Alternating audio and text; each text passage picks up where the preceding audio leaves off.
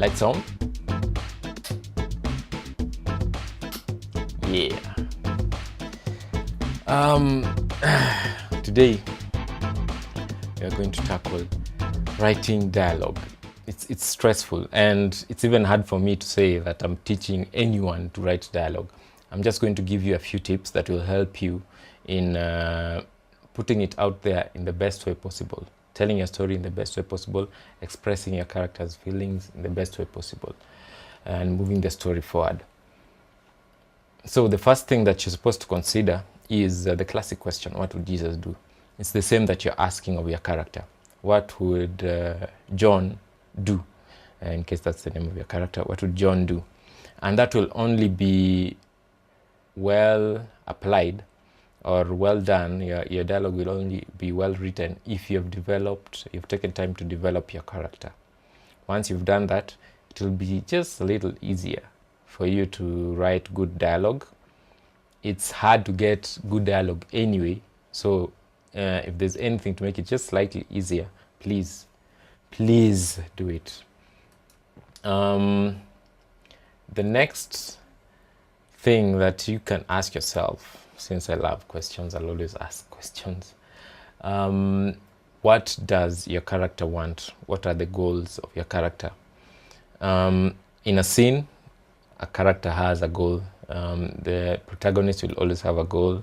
The antagonist, whoever else, the supporting characters, they want something. They want to either get something from someone or evoke a particular emotion, something like that. So you should know what they want, their goals, in each scene that you write.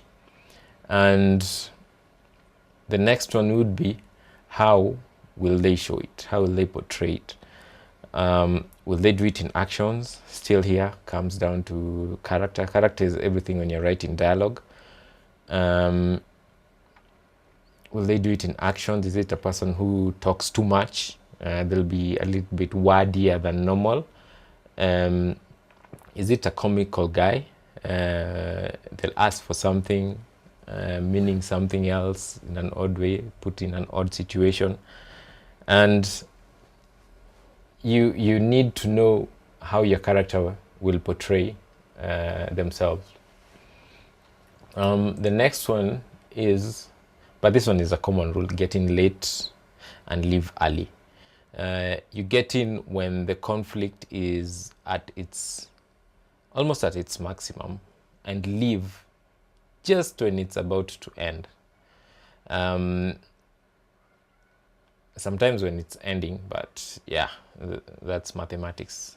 Depends on how you want to portray your scene. So for example, let me give an example of a scene. A couple is at a restaurant.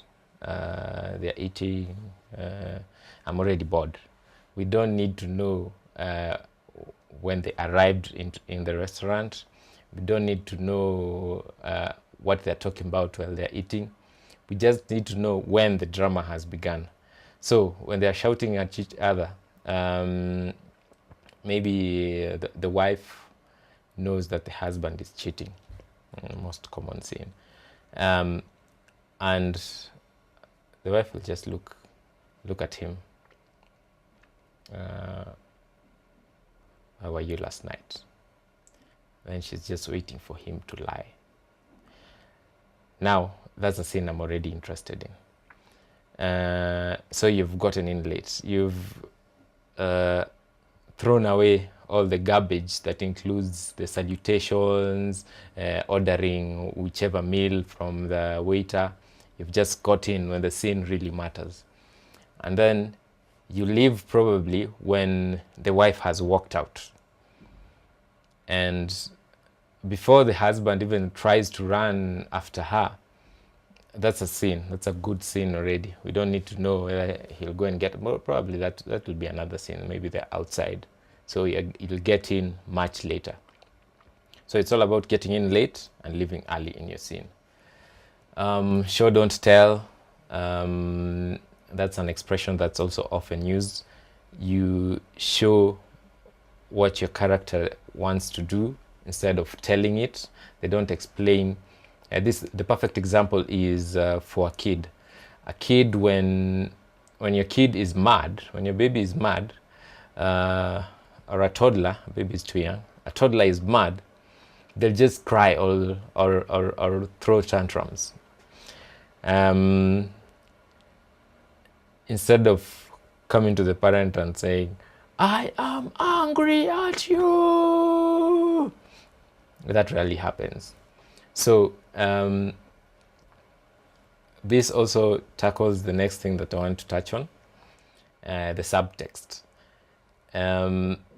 We rarely express exactly what we feel. We'll say it in other words. We'll not say exactly what we feel. So in the kid example, they'll just like cry or yell something or throw something across the room. They won't say that, I am mad. And that applies to adults. So I guess we never change, we never grow. Then you have to know what your character's profession is. If he's a doctor, you have to know some of the lingo. I'm not a doctor, so I don't know the lingo, but I did some IT. So if I'm referring to a laptop or a PC, when I'm talking about it, I'll use terms like RAM, CPU, hard disk memory. Those are things that a normal guy might not understand. Although these days everybody is pretty tech savvy, so they will understand. And there's screen resolution. If you're talking to a DOP, you have the white balancing and things like that. So you have to know the lingo, what's normally used. If your character is a doctor, if your character is a cinematographer, that's what they will also use. So keep it authentic.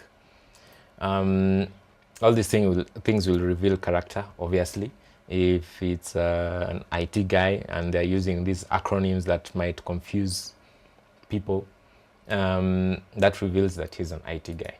Without doing much, you've just introduced it in dialogue, and it keeps your dialogue brief and to the point and snappy. So set the stage for conflict. Always set the stage for conflict. So in the scene that the example that I gave of the couple in the restaurant who the wife found out that the Hazi is cheating on her, the moment she asks the question, where were you last night? That has set the stage for conflict. Way before the husband starts mumbling something that doesn't make sense or tries to lie and the wife already knows the truth. Always use your dialogue that way. You know the goal of the character, you know the goal of the wife. The goal of the wife is to catch the husband lying in a lie. So you set it up for that. Read it aloud. That's quite easy. You can read out your dialogue. It really helps in knowing whether it's real. You can feel it. How does a person talk? If you are a person, of course, you'll know how people talk, and especially when you read it aloud. And I found this especially important when I was doing the short film, The Ghost Letter. Is Mokisha okay? What's your problem? This is better than what you Christians call salvation. But that wasn't the plan.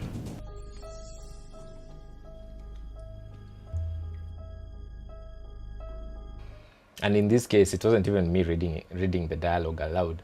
It was the actors who were reading the dialogue aloud. And you could just sense when something doesn't work. So I had to change. If you can get an actor to do it, they're normally called script read-throughs, the better. Watakusaidia sana. So share your work. In fact, just to finish up, there's most professionals, people who have really made it in screenwriting, they know how to share their work, and they share their work with the right people they trust. So don't be afraid also to share your work and get as many views as possible. And it will just make your script better. It will make it more focused because there's something that you want your audience to feel. So if you can make just somebody ordinary or a friend that you trust feel your script, then you know you're heading in the right direction. And that's it, writing dialogue. I've given you the tips, go on and write.